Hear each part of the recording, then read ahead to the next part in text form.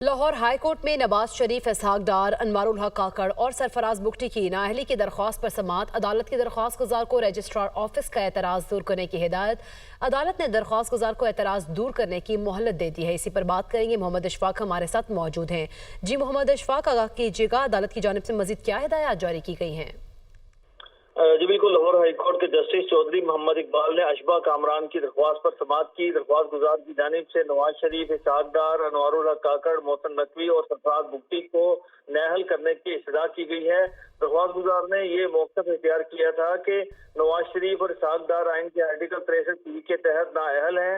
नवाज शरीफ और इसहाक डार को अदालत ने इश्तिहारी करार दिया था, जबकि मोहसिन नकवी के हवाले से भी उन्होंने दरख्वास्त में ये इस्तदा की है कि जो सरफराज बुगटी हैं, मोहसिन नकवी और अनवारुल हक काकड़ हैं, इस हवाले से भी ये क़वाइद ज़वाबित पर पूरा नहीं उतरते और ना इन्होंने अपने असासे जाहिर किए हैं। इसी बुनियाद पर इन तमाम फरीकैन को नाअहल करार दिया जाए। रजिस्ट्रार ऑफिस की जानिब से दरख्वास्त में ये कहा गया था कि सरफराज बुगटी के खिलाफ लाहौर हाईकोर्ट में दरख्वास्त दायर नहीं की जा सकती।